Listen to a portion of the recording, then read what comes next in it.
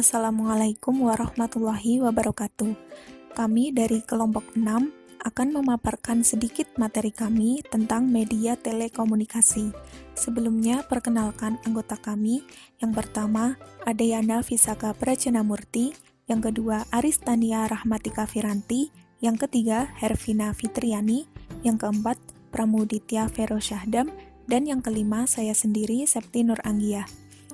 Kami akan memaparkan yang pertama pengertian, yang kedua fungsi, dan yang ketiga jenis-jenis media telekomunikasi. Yang pertama pengertian, yang akan disampaikan oleh saya sendiri. Pengertian media telekomunikasi. Media merupakan alat yang dapat membantu dalam keperluan dan aktivitas yang dimana sifatnya dapat mempermudah bagi siapa saja yang memanfaatkannya. Pengertian media menurut ahli, yang pertama, Ahmad Rohani. Media merupakan segala sesuatu yang dapat ditangkap oleh indera manusia yang berfungsi sebagai perantara, sarana, atau alat untuk proses komunikasi. Yang kedua, dipaparkan oleh Arsyad. Media dapat diartikan sebagai perantara atau pengantar pesan dari pengirim pesan ke penerimanya. Media di sini dapat berupa suatu bahan atau software dan atau suatu alat atau hardware. Yang ketiga, pengertian menurut Association of Education and Communication Technology. Media merupakan segala bentuk dan saluran yang digunakan penyampaian pesan dan informasi. Kemudian pengertian telekomunikasi. Telekomunikasi adalah teknik pengiriman atau penyampaian informasi dari suatu tempat ke tempat lain. Jadi, pengertian media telekomunikasi adalah alat atau sarana yang digunakan dalam teknik pengiriman atau penyampaian informasi dari suatu tempat ke tempat lain. Yang selanjutnya, fungsi media telekomunikasi yang akan disampaikan oleh teman saya, Adeyana Visaka Prajanamurti. Yang selanjutnya, ada fungsi. Fungsi menurut para ahli. Yang pertama, ada fungsi media telekomunikasi menurut Marshall MC Luhan. Yang pertama, ada efektivitas, yaitu media komunikasi akan menjadi lebih mudah dan lancar dalam menyampaikan informasi. Yang kedua, ada efisiensi, yaitu media komunikasi akan menjadikan lebih cepat penyampaiannya dalam suatu informasi. Yang ketiga, ada konkret, yaitu media komunikasi akan membantu mempercepat konten pesan yang mempunyai sifat abstrak. Yang keempat, ada motivatif, yaitu media komunikasi akan lebih atraktif dan memberikan suatu informasi yang bisa dipertanggungjawabkan. Yang selanjutnya, ada fungsi media telekomunikasi menurut Burgon dan Hufner. Yang pertama, ada efisiensi penyebaran informasi, yaitu penghematan dari segi biaya, tenaga, pemikiran, dan waktu.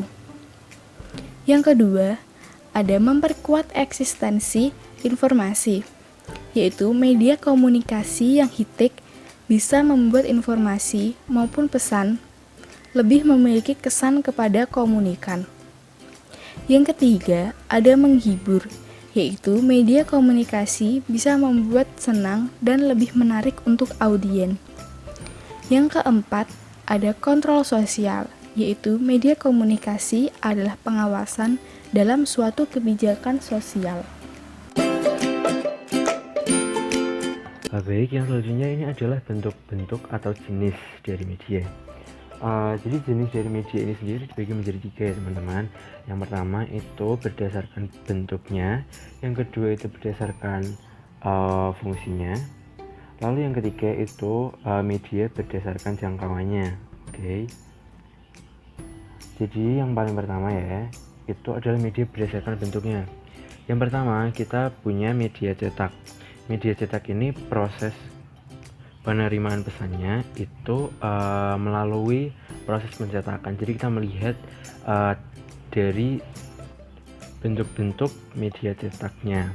Jadi contohnya itu ada surat kabar, majalah, dan juga brosur.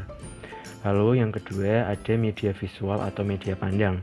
Nah, pesannya ini diterima oleh panca indera yang bisa dilihat, yaitu mata. Jadi contohnya itu gambar dan foto. Ini media visual ini bisa kita kelompokkan menjadi seperti media daring ataupun media yang offline gitu ya teman-teman. Jadi media visual ini sangat-sangat fleksibel gitu loh. Yang penting bisa dilihat informasinya, seperti itu. Lalu yang ketiga itu ada media audio. Media audio ini pesannya diterima dengan cara pendengaran, diterima oleh indera pendengaran ya. Jadi diterima oleh telinga. Contohnya seperti radio ataupun tape recorder. Lalu yang terakhir itu ada media AVA atau kepanjangannya audio visual aid. Nah, audio visual aid ini tuh gabungan dari penglihatan dan juga pendengaran. Jadi informasinya itu bisa dilihat dan kita dengar gitu loh, cara penerimaan informasinya.